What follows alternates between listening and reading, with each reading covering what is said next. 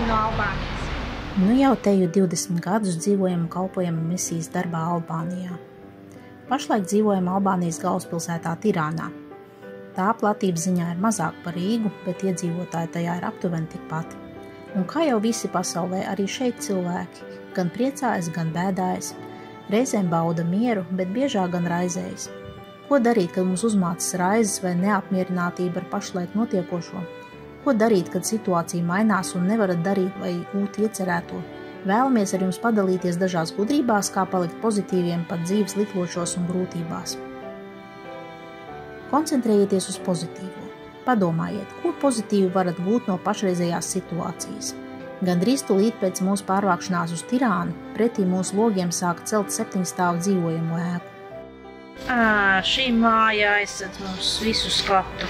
Ej, doties mums jānā. Un tiešām, ēna plus 40 grādu karstajās vasarās ir liela svētība. Mūsu bērni var jau 3 dienā iziet pagalmā rotaļāties. Bez tam ēkā dzīvos jauni kaimiņi, kam būs iespēja no mums uzzināt kaut ko vairāk par Dievu. Mana vīra iemīļots teiciens ir: Vērs savas raizes lūkšanā. Gadās jau, ka Dievs nedara tā, kā mēs gribētu, bet tāpēc nav jābēdā. Atcerieties, ja Dievs jūsu lūkšanai atbild ar nē, tad tas nozīmē, ka viņam padomā ir kaut kas daudz labāks. Amen. Koncentrējieties nevis uz to, kā jums nav, bet novērtējiet to, kas jums ir. To mēs varam mācīties no mūsu jaunākā dēla. Jānīti, kur tavi zobiņi?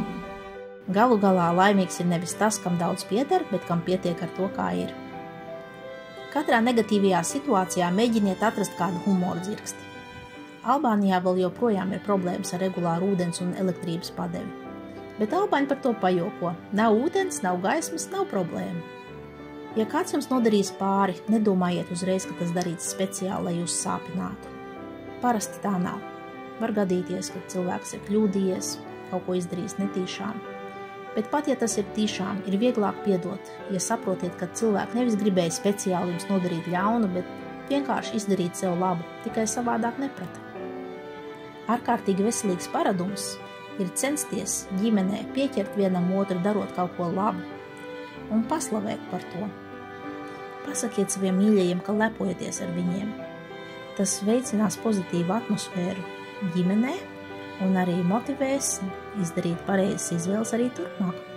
Dievs mums ir devis izvēli, kurp vērst savu skatu un savu prātu. Mēs izvēlamies vērst savu skatu nevis uz neglīto dzīves daļu, jo tā nav visa mūsu dzīve, bet gan koncentrēties uz skaisto. Iesakām arī jums, meklējiet dzīvē pozitīvo, un jūs to atradīsiet, jo kas meklē, tas atrod. Novēlam jums svētīgu un pozitīvu šo ģimenes kopības lūkšanu nedēļu.